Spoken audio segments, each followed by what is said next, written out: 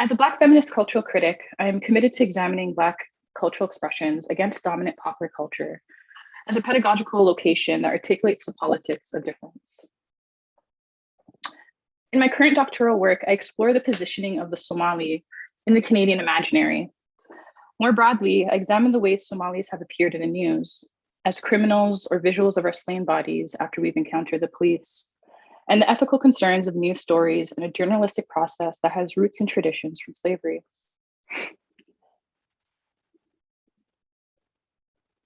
In part of my work, I trace the spread of criminalization through Black expressive culture by examining the positioning of the Somali rapper.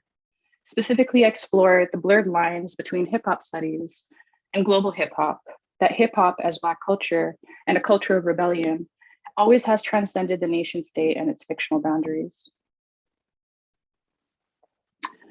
Today, I'm offering some citations, notes, and texts and conversations I've been ruminating over in the last few months in my work.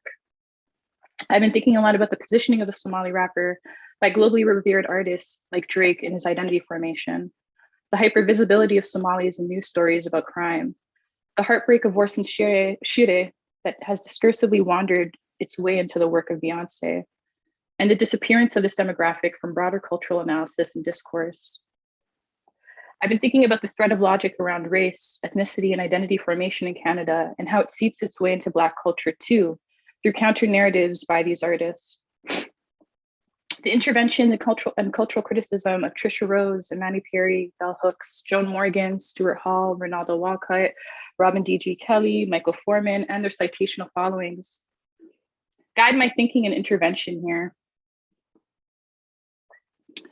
Using Toronto as a discursive space to think through Black diasporic cultural production, I'm continuously exploring hip hop and Black culture's diasporic origins and ongoing wanderings. Here are some of my notes.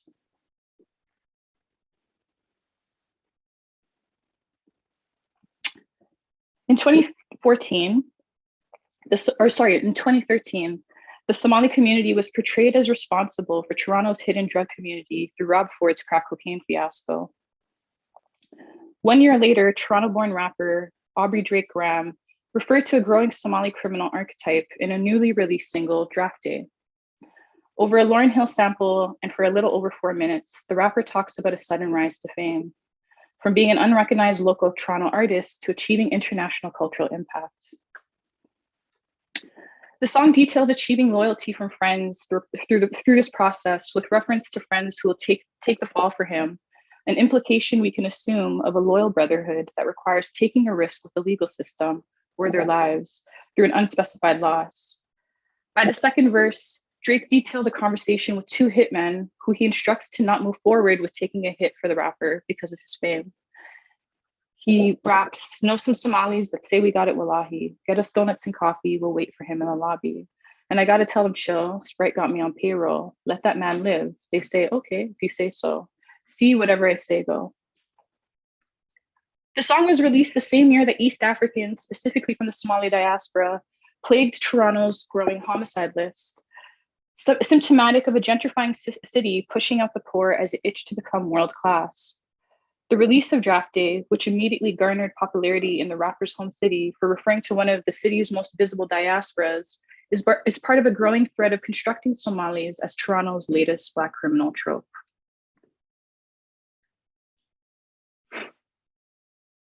Black masculine rap aesthetics. These ruptures in rap discourse would be what Trisha Rose calls polyvocal conversations. Rap as a genre has framed inferential and overt transcripts of Black masculinity, tropes of Black men as failing, violent, powerful, particularly regarding their relationship with women. Through a Black feminist genealogy, we understand cultural conditions of inner city communities have constructed a normative and cultural adaptation of street code and hypermasculinity that we have seen as embodied in rap music. Rap music arguably has served as a place or a space for identity formation of a particular archetypal Black masculine aesthetic, one in which the Black adolescent man is angry, sometimes violent, defiant and reverent towards authority. Bell Hooks and Imani Perry in 2004 contend in their own analysis of the relationship between Black masculinity and rap that the continuous objectification of Black men has led them to become feminized. Thus, Black men have embraced hypermasculinity as an effort to combat such notions. In order to achieve a particular type of hypermasculinity, rap artists utilize images, lyrics, narratives to create violent and misogynistic versions of themselves. This type of rap aesthetic, as per Robin D.G. Kelly in 1996, always includes a hypermasculinity that is misogynistic and homophobic. Rap is operated as a space to resist most dominant structures, especially concerning race and class. And as Trisha Rose reminds us, rap operates as a space of counter-hegemonic discourse against dominant power structures. However, popular rap simultaneously acts negligently to other dominant structures such as heteropatriarchy, transphobia, homophobia, and others. The song Draft Day does just this, while also presenting a militaristic thematic feel, evoking a form of masculinity that embodies the imperialist settler colony the rapper is writing from. 3. Saif Musad, known by his stage name Saif, released the song and video #FuckYourPrivilege in June 2020 in the wake of George Floyd's passing. The song addresses the essentialist nature of identity formation in Canada and its inability to place his intersectional identities. He sings, I tell them that I'm Muslim, they gon' think a nigga brown, African nigga, we kill the world with our sound. We're from the trenches and now the hottest nigga around. East African nigga, you know I'm Black and I'm proud. Before calling himself anti-racist, against policing, all while standing on a bridge in New York. Through the spring of last year, I spoke with Saif and Mustafa the Poet, 2 leading members from Halal Gang, for interviews with CBC Arts and the London-based magazine ID. Although the subjects of both interviews were focused on the artists' works and their creative processes, discussions about race, ethnicity, and cultural identity were evoked in our conversations. In my conversation with Saif about the lyric, he explained to me that the urge to address his identity as a Black Muslim from Africa stemmed from his experiences growing up in Esplanade, a downtown Toronto housing project near St. Lawrence Market. For Saif, Mustafa, and many other Black Muslims from Africa, their intersectional identities have been rendered invisible in many ways. Throughout his childhood, Saif's Blackness was often questioned as a Muslim refugee from Eritrea, he tells me, leading to regular conversations dissecting his intersecting identities. Similarly, Mustafa the Poet spoke to me about intra-Black tensions he felt growing up in Regent Park that was largely shaped around difference culturally, geographically, faith-based. The relations between the multiple Black diasporas in his community weren't always connecting. What was causing these frictions among these Black diasporas? The question of who is Black enough as per the many different ethnic positions contributing to contemporary Black Canadian expressive culture, much like our neighborhoods, has always been a point of contestation for Black immigrants in Canada. Caribbean diasporas here have also long endured questions of nativity, belonging, and accusations that Caribbean Blackness is taking up too much space. As per Walcott, the question of who speaks for whom has become central to how Blackness is articulated, a process which targets the most visible, surveilled, and criminalized.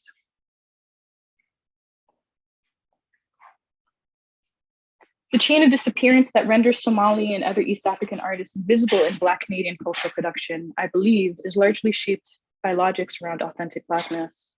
We can understand Drake's lyricism as framing and constructing of Somalis as criminal in the production of his own authentic Blackness through his crafting of a Black masculine aesthetic that benefits from these young men from the hood and their criminalization. The work of hip hop executives we now know is in framing a particular narrative of authentic Blackness that is digestible for the masses and often relies on racist tropes and common sense fictions of Black people in the Americas.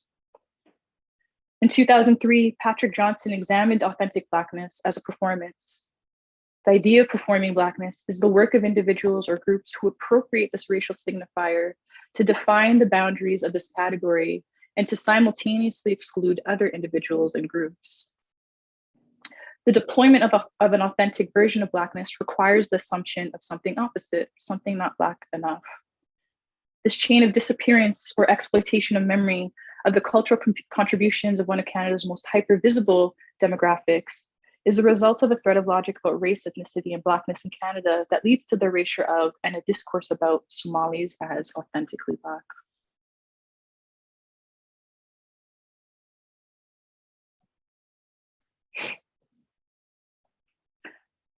I've been thinking a lot about the time Saif told me on the phone an hour after Maghrib about what it's like running between, or what it was like running between Esplanade and Regent Park in the early 2000s.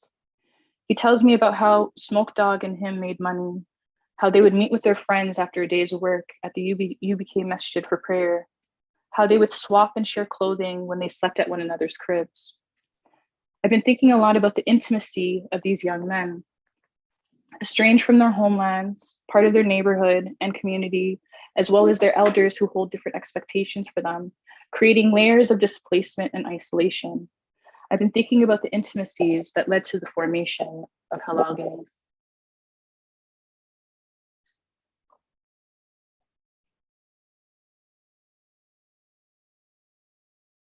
Kaguro Macharia explores the Black diaspora not as a kinship or a frame of descent, but rather rooted in the erotic as a dissonant, freedom-seeking intimacy. Arguing against the heteronormative framing of dispersal with heterofuturity and that another Black diaspora is possible, Macharia works through a geohistorical range of archival works in friction of intimacy across the Black diaspora. To move away from the genealogical imperative, he figures the Black diaspora to be framed through proximity and rubbing, not through descent.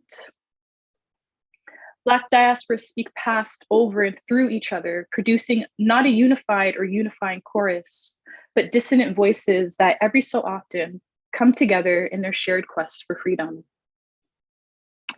I deployed Kaguro's framing of Black diaspora here in my examination of the erotic, connecting the different Black diasporas that make up Halal Gang. From Eritrea, Sudan, Somalia, Jamaica, and Trinidad and Tobago, and others, in their production of a unified ensemble, in their formation of cultural production that is simultaneously rooted in difference. A difference in memory, history, routes, and roots.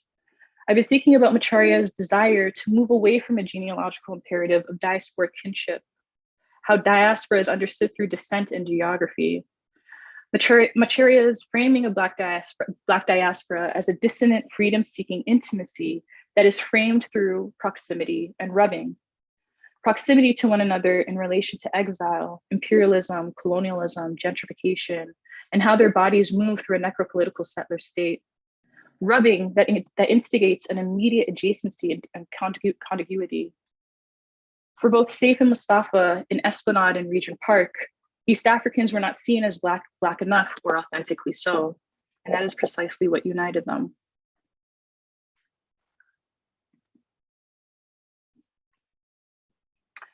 I am interested in difference, not as a radical and unbridgeable separation, but rather difference that is positional, conditional, and conjunctural. As per Stuart Hall, decoupling of ethnicity from the violence of the state is implicit, and I decouple ethnicity here from being equivalent to nationalism, racism, imperialism, and the state.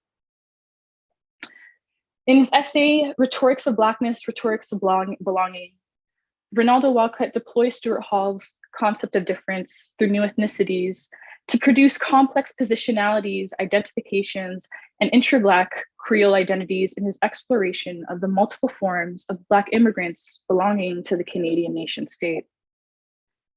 Walcott writes against the social science logics of immigration in Canada as it produces an immigrant narrative of sameness, dislocation, and alienation. My work builds off of the arguments of Walcott in 1999 and Stuart Hall in 1988 to extend it to the wave of Black diasporic artists from the Horn of East Africa who are contributing to contemporary Black diasporic expressive cultures. I consider the multiple histories and origins of Blackness in diaspora and within the nation state of Canada to avoid an essentializing nature of Blackness. I understand Blackness as both a category and a sign that carries histories of domination, resistance, and movement. It is continuously, as per Walcott, under construction.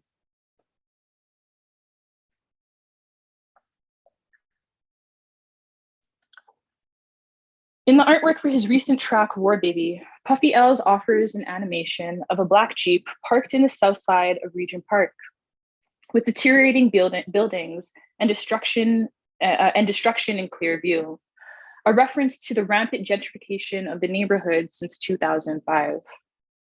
Above the Jeep and the tore down TCHC buildings is a flag for the Somali Republic, a deep sea blue with a grand white star, each of the five corners serving as a reference to the many contested regions of our people.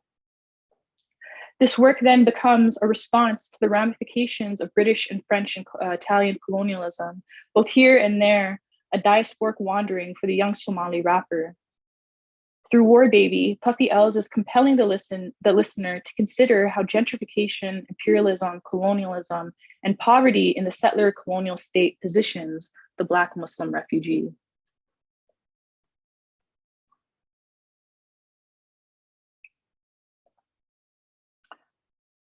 For his fifth mixtape entitled What a Time to Be Alive, Drake collaborated with Atlanta-born rapper Future and raps over a song called Grammys about the power of his cosign and his willingness to retract the support of a musician's career. Released in 2015, 4 years before calling himself a mixed race kid from Canada on the Grammy stage, he talks about pinning two rival rappers against each other if needed. I'm gonna actually just play this one because I'm not trying to rap all of this. Okay.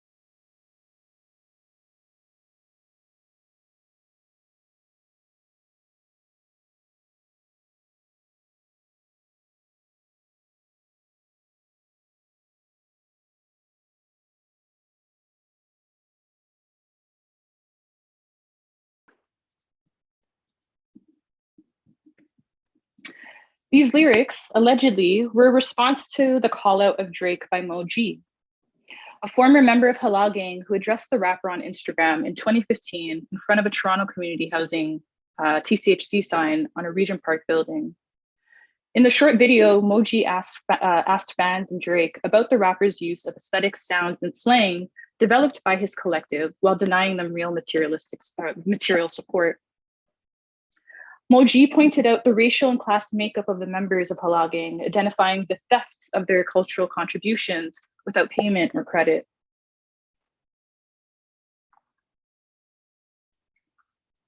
Drake is evoking two Somali rappers in his verse on Grammys.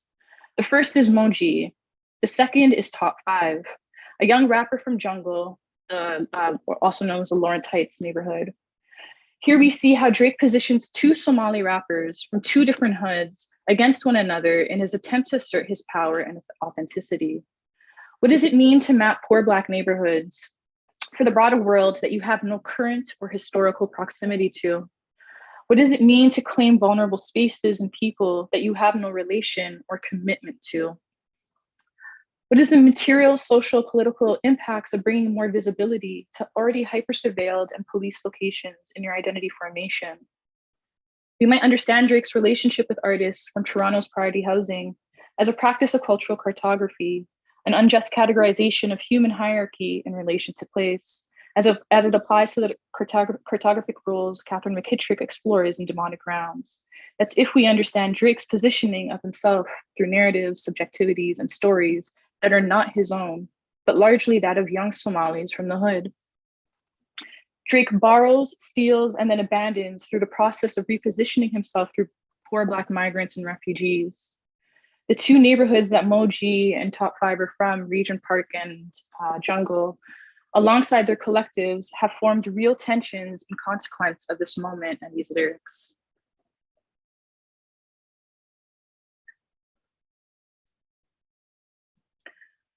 In 1997, Walcott wrote, Black diasporic cultures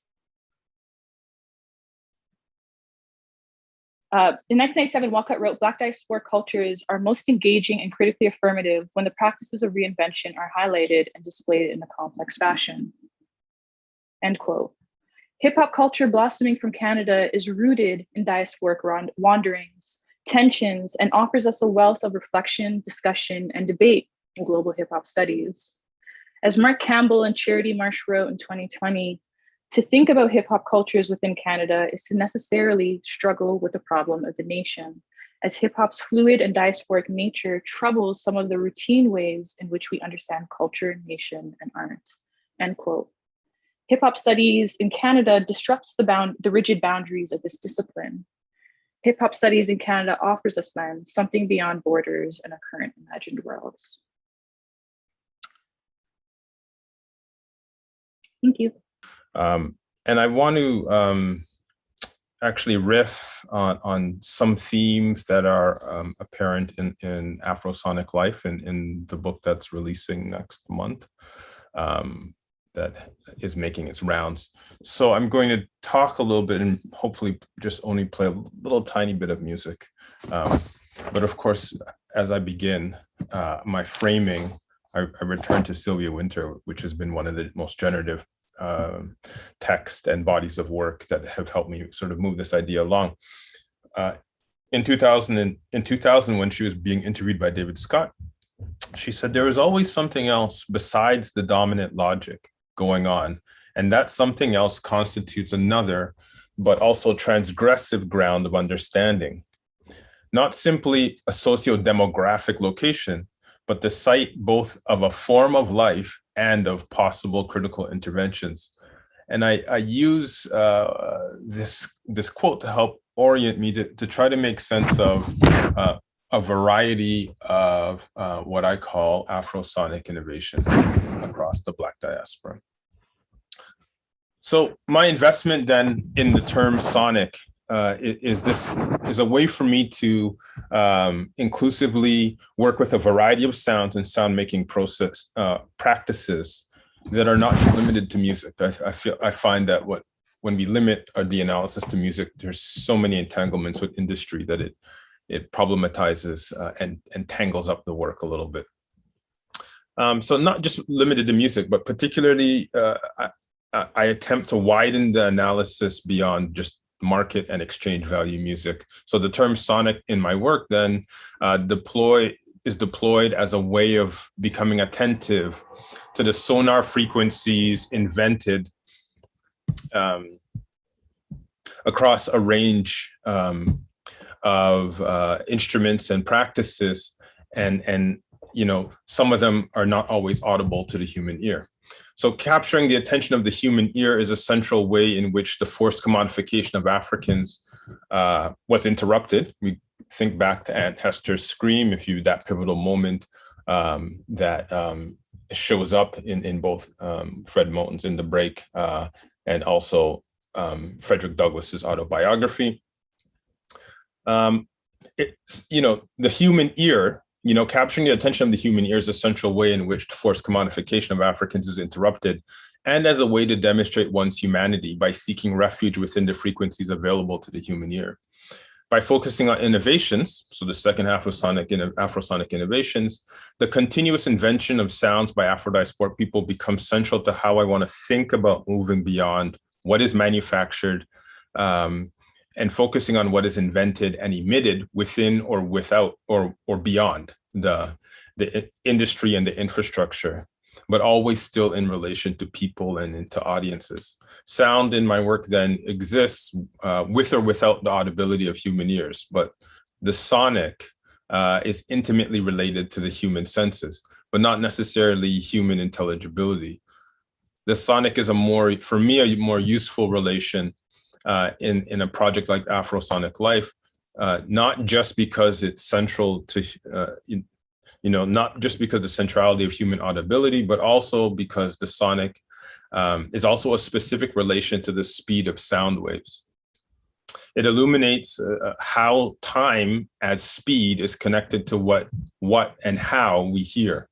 The movement of sound waves at specific speeds centers a relation of time. For example, a sonic boom features sound that ranges beyond the human ear, reminding us of the correlation between time and sound, which is necessary for human audibility. This correlation of sound and time is at the heart of how the sonic operates in Afrosonic life, furthering this relationship to make movement a necessary coordinate in sonic innovations. So I'm not just looking at sound, but also looking at movement. Audience participation and the physicality of sound and music making are inseparable aspects of sonic innovations in the African diaspora. Sonic innovations, as formulated through my project, then are about the relations of recursive time, of physicality, of audiences and people in relation as stimulated by the musical technologies and DJs in large part. These relations reoccur throughout various sonic innovations, and I won't get into all of them here, but I definitely I will touch on a little bit more than hip hop, or a part of hip hop's offshoot when I talk a little bit about turntablism. But one place I definitely want to start is thinking about the sound system. And some of the questions and statements that I have here are just ideas and ways for me that I pose to the audience to help think with and about something more than just what we're sold as musical commodities or streamed as musical commodities. So, for example, one of the main questions I want to tackle and think about is, how do we read hip hop without losing historical and aesthetic relations with Black musical life? Music videos aren't super helpful. I'm trying to focus on sound and music. Black musical innovations refute the dominance of ocular regimes of hierarchy, and I place that statement there to help us think about what the sonic offers us and what sonic innovations provide in sort of the afterlife of slavery. And an unfinished sentence here, I would just say Afrosonic subjectivities exceed. And I can elaborate on what that might mean. But I think there's multiple kinds of answers or ends, multiple kinds of ends to that particular sentence. So as I was, trying to explain here, I'm interested in sound that's not necessarily intelligible. I'm also working with multifaceted ways of multi-sensory relationships so that we're not thinking about sound in isolation, like the movement of bodies, the audiences, the call and response, are also part of how the main arguments in Afrosonic life are moved ahead. So what is a sonic subjectivity? In the work, then, it refers to one's heightened awareness of the ways in which sound is consciously prioritized, impacting one's perceptions, beliefs, and actions. It is an understanding of one's social location and positioning as invested in sound in ways that mitigate the ocular metrics and racial schemas of Eurocentric life. Sonic subjectivities operate as a specific awareness of sound and its relational existence to the visual assemblages of race. I build on Alexander Wahele's sonic Afro-modernity with, quote, this is Wahele's words now, the subject as an indeterminate sonic opacity, end quote, which exists as a texture and as a vibe beyond intelligibility, located in a sonorous, sensual pivoting on a multisensory oral, and kinesthetic relationality. For Wahele, a subject of sonic Afro-modernity comes into being in the crevice made by the audiovisual disjuncture engendered by the phonograph, end quote. Extending Wahele's work beyond the phonograph to include the turntable, the mixtape, and the mixing board, I posit that sonic subjectivities do not just lie at this disjuncture, but also are invented through the active manipulation of music technologies to exit the normative relations of Western music making and logic.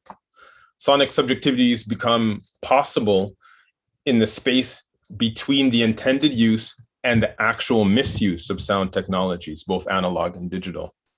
Audibility to the human ear is central to the leveraging of technology to achieve another human modality that loosens the grasp of phenotypes and their accompanying social hierarchies.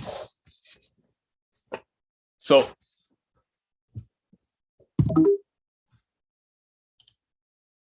when I think about Afrosonic innovations, I immediately think about the ways in which linear time gets eroded. And I'm speaking specifically about the way that DJs work with records,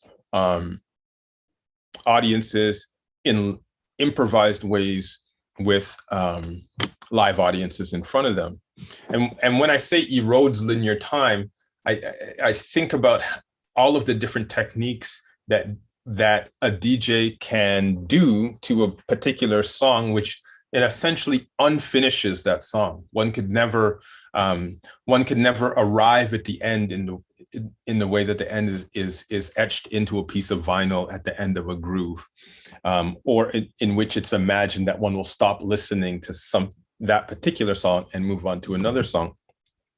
So in the work, then, one of the pivots that I make moving from sound systems, and I'm thinking about sound systems migrating to Colombia, to Cartagena, specifically on the Caribbean coast, migrating to the UK, migrating to places like Toronto and Miami and New York. I'm trying to think about the sound system as a kind of sonic episteme, as a way of thinking about human subjectivity and how Black people and Black diasporic folk think with music outside of particular racial logics. So the sound system becomes kind of the base at which the thinking is built on. I'm scaffolding here, thinking about the turntable as an instrument. And I want to play this clip to talk just real quick for about 50 seconds. I'll play this clip and talk a little bit about the ways in which DJ Spooky would say records are notes, and others might say the turntable is an instrument. And I throw these out because what they do is for something like hip hop culture, it actually forces us to look away from the visual stimuli often and focus on what kind of sonic techniques and innovations these DJs are developing with these analog records.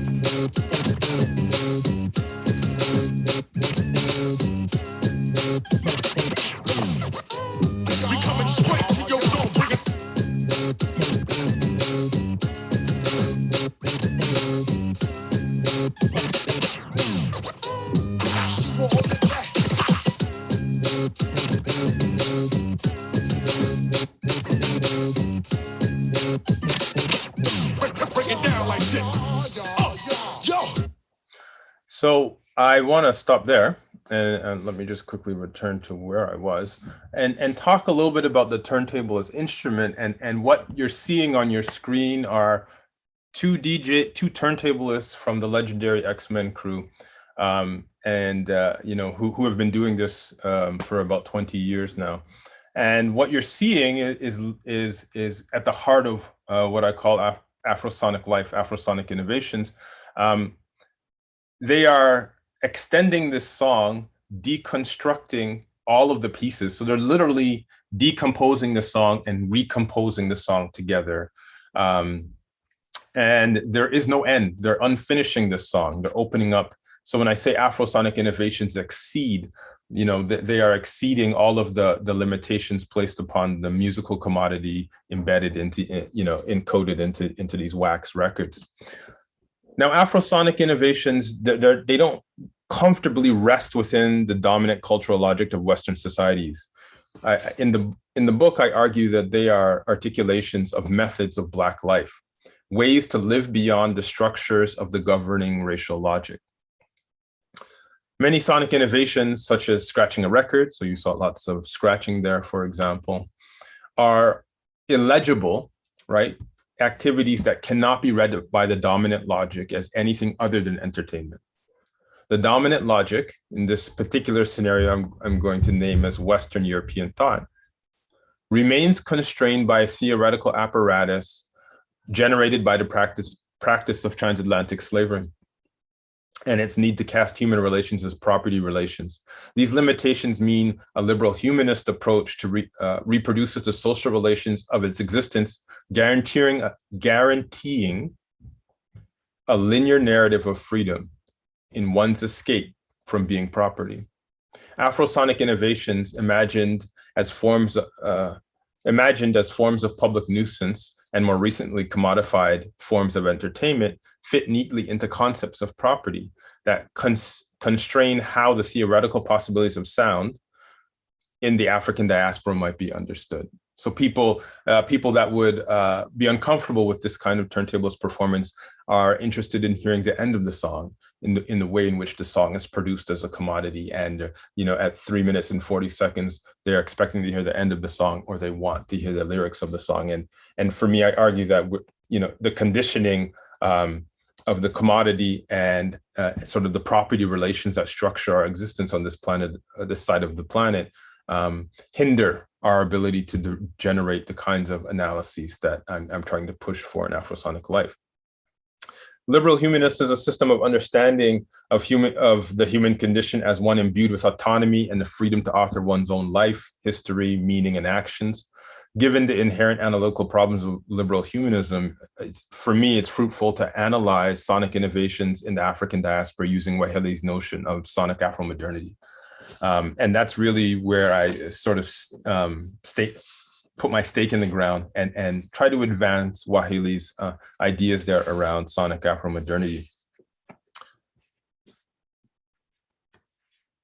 There's a couple other Afrosonic innovations that I want to quickly touch on that in the time allotted. I have a couple more minutes, and one of them is the Riddim.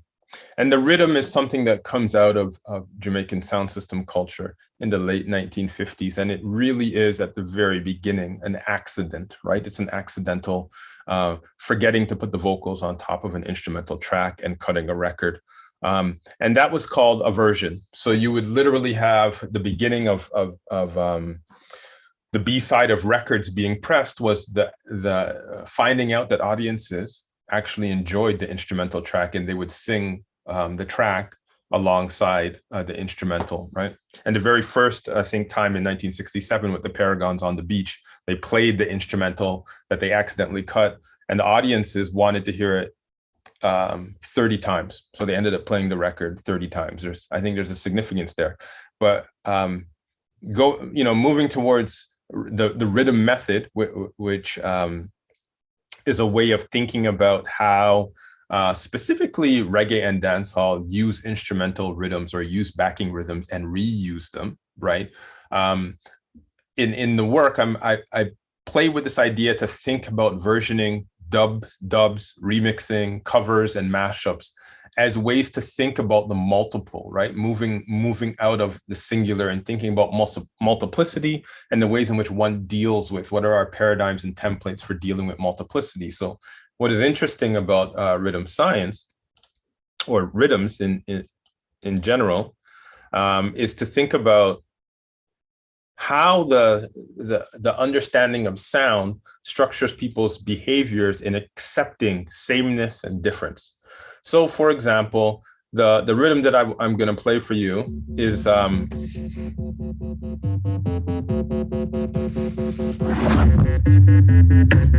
of the rhythms that started the Riddim method.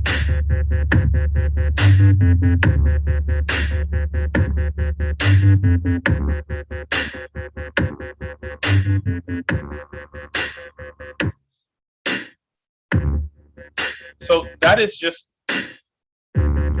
just the instrumental of Under Miss Langtang, which is a song that the first version of it was done by Wayne Smith, and that was done in Prince Jammy's studio in the middle of the 1980s. What's interesting though about it is that it was one Casio one Casio keyboard, sorry, not a turntable, one Casio keyboard that produced, allowed for the production of more than 200 versions of this song. For example, this same rhythm it's part of the canon now of the way in which reggae music exists.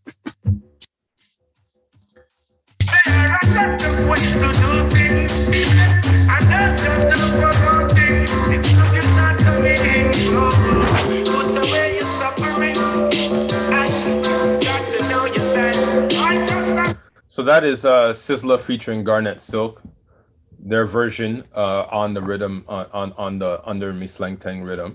This is Supercast version. Waiting by Mr. Cat while I'm watching. Uncle Diesel and the actual tower. The girl select at the equator. Young cross the border, put up for your special 16 Bushmaster. Tell them, hold it, flash it. Me say easy digital, and me say easy. And me say easy, Mr. Cat, and me say easy. For me say easy, to watch and me.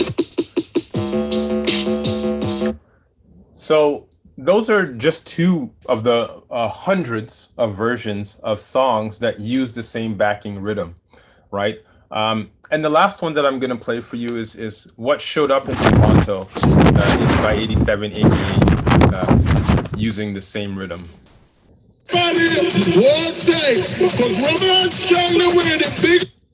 Rumble, come in! Hey, hey, hey! Easy, easy, easy. Number. Easy, easy, easy. Jump your plate, this on ya. It's a shot, as the rock is on it. Easy, easy, easy. Jump your says a rumble, and song, I really see one. And you're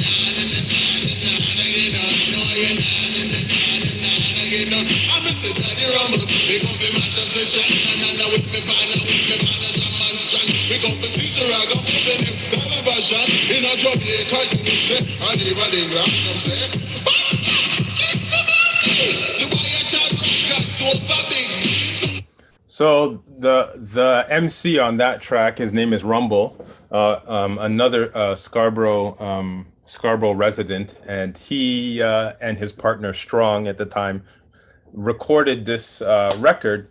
And they worked closely with the producer King Jammy, who originally was Prince Jammy, became King Jammy later, to produce one of the earliest hip hop songs recorded to vinyl in the Toronto hip hop scene in 1986, 87ish. Now, I spend time here, I think, trying to take in the rhythm method and thinking about what is the science and what is it telling us, for example. And I trust the sonic because it's I trust it as a transgressive ground of understanding, as Winter suggests, offers us that language. It's critical in helping us grasp another form of logic and other kinds of relationalities at work across the various sonic innovations that, I started with turntablism and sound systems, touching a little bit on rhythms, and notice how I'm not working within musical genres, but I'm thinking more about these sonic innovations.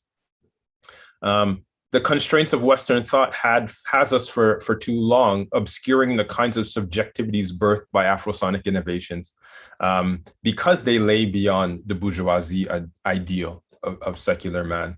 These innovations are experiments with sound that leverage generations of Afro-diasporic orality to actively subvert sound technologies as ways to displace the African as a technology of colonial capital accumulation. Read that as a unit of labor.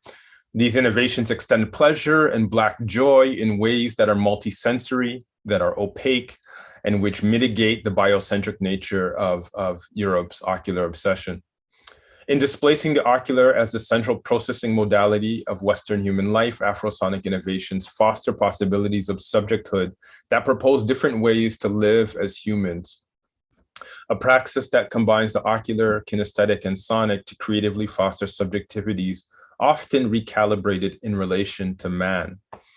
The subjects created by sonic innovations are the something else, the more than man beyond the dominant disciplinary codes. And, you know, they're not meant to be intelligible to us because they're not meant to be, I mean, their desire is not to be intelligible, right? And necessarily a different set of metrics guides us beyond sort of idealized man's formation of the dominant code. And I would argue that part of what guides is the sense of Black joy in exploring a subjectivity that's not constrained by racial logics and the hierarchies that accompany them.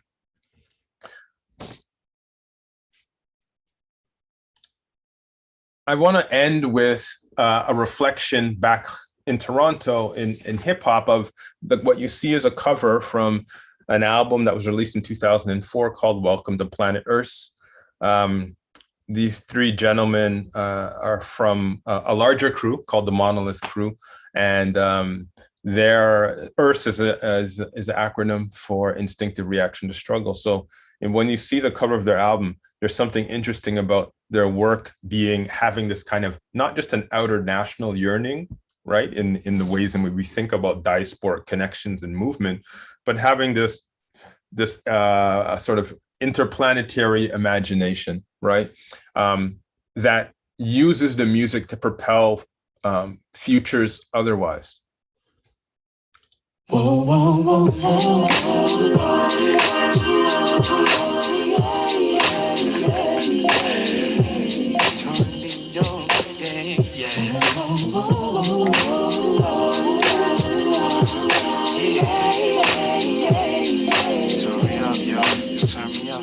Come on, hey, darling, it's fine to go. Take you to a place that they know.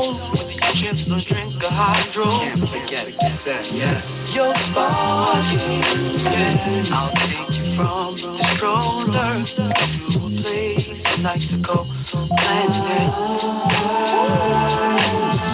Baby, atmosphere's clear.